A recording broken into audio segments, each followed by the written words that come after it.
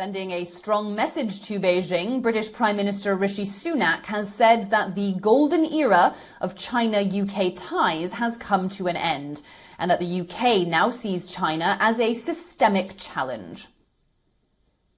We also need to evolve our approach to China. Now, let's be clear, the so-called golden era is over, along with the naive idea that trade would automatically lead to social and political reform. But nor should we rely on simplistic Cold War rhetoric.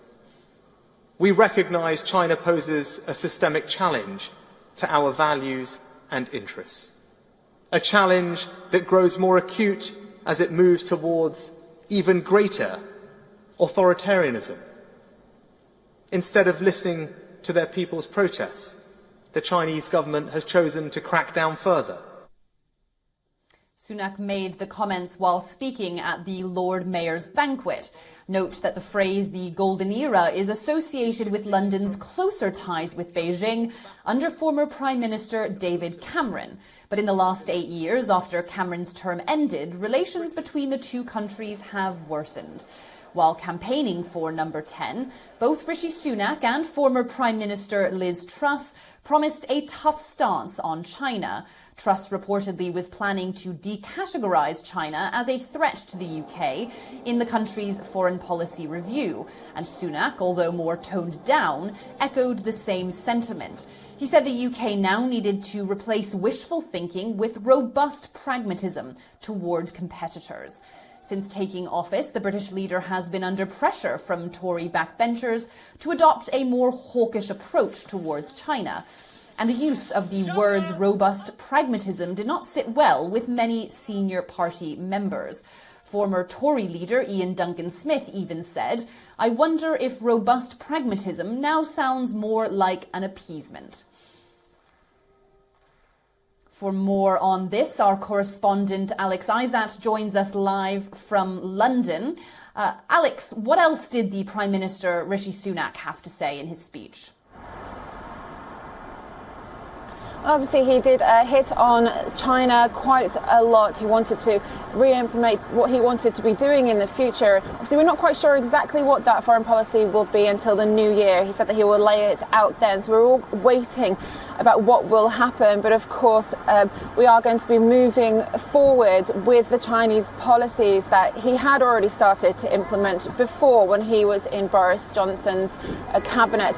He also did mention Ukraine as well in his speech. He wanted to discuss the fact that we as a nation will be offering as much money and support as possible to help with the Ukraine war that's going on, Putin's war there. And he did try and reiterate that it was important for the UK to be a strong power when it comes to geopolitics and make sure that we are humanitarian in our sense, and that we'll be moving forward to try and assist all of those countries that do need us and actively make a change and bring our policies to the fore.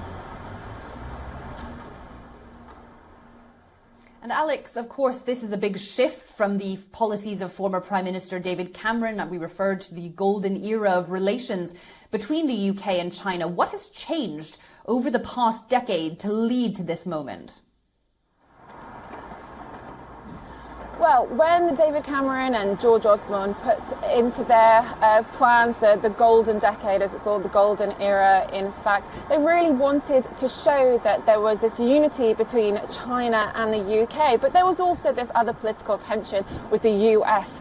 So when UK decided that they wanted to merge with China and they saw it as a real positive for the future for Western development, they also did shunt a little bit US to the side. They joined with the AIIB, which is the Asian Infrastructure Investment Bank, AIIB. So they went financially hand in hand, and therefore we saw a lot of banks using renminbi. The bonds came in and it really expanded and took off. But what was underlying to all of this was the true belief that the UK as a power could try and persuade China in some way and be a bit of an influence on what they were going to be doing in the future. But unfortunately, there was back then in 2010, 2012, 2015, in fact, there was still a lot of human rights issues. And in fact, back in 2012 itself, there was also ethnic violence that was going on. And it wasn't until 2019 that the UK decided that actually it wasn't worth it. China wasn't listening to the UK, no matter how much we tried to offer them these financial benefits. We reduced and simplified the visa scheme here. There is a huge Chinese community, and all of these were put in place to try and boost relations between the two countries. But sadly, it didn't really work in the UK's favour because they had no influence on it. It was this huge gamble that seemed to pay off for a short time when we're talking about bonds and we're talking about the market, but it hasn't paid off in the long term. And that's what we're seeing now. We're seeing a lot of the UK cabinet trying to get in and make some changes, which ultimately they did put in place back a decade ago. Alex Isaac in London, thank you for joining us.